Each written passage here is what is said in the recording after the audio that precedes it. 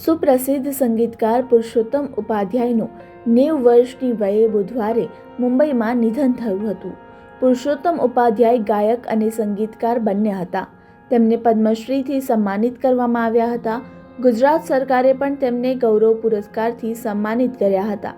તેમના પરિવારમાં 2 દીકરીઓ વિરાજ અને બીજલ તેમજ પત્ની ચેલનાબહેન છે. તેમની દીકરી વિરાજે મુંબઈ સમાચારને જણાવ્યું હતું કે છેલ્લા કેટલાક સમયથી પુરુષોત્તમભાઈનું આરોગ્ય નરમ ગરમ રહેતું. કેટલાક દિવસથી તેઓ માંદા હતા અને તેમને વાયરલ ઇન્ફેક્શન હોવાનું પણ ડોક્ટરોએ કહ્યું હતું.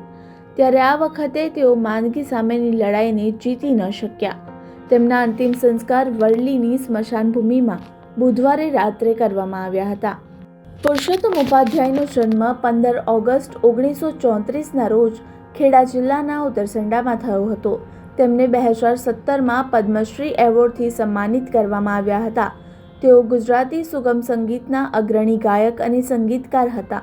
નાનપણથી જ તેમને સંગીત સાંભળવાનો ખૂબ જ શોખ હતો અને તેની સાથે ગાવાના શોખનો પણ ઉમેરો થયો. શાલેય શિક્ષણ દરમિયાન તેમને ઘણા પારિતોષિકો મળ્યા.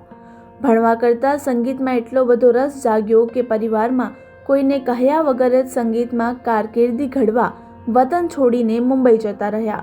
પરંતુ ત્યાં અપેક્ષા મુજબનું પ્રોત્સાહન ન મળતા ફરી વતન તરફ મીટ માંડી. તેમણે નાટક કંપનીઓમાં નાની મોટી ભૂમિકાઓ ભજવવાની પણ શરૂઆત કરી હતી. તેમણે 30 ફિલ્મો અને 30થી વધુ નાટકોમાં સંગીત આપ્યું છે. તેમણે કરેલા ગુજરાતી ગીતોના સ્વરાંકન ભારતના સીમાડા વટાવીને વિશ્વના ખૂણે ખૂણે વસેલા ગુજરાતીઓના હૃદયમાં રણજણે છે.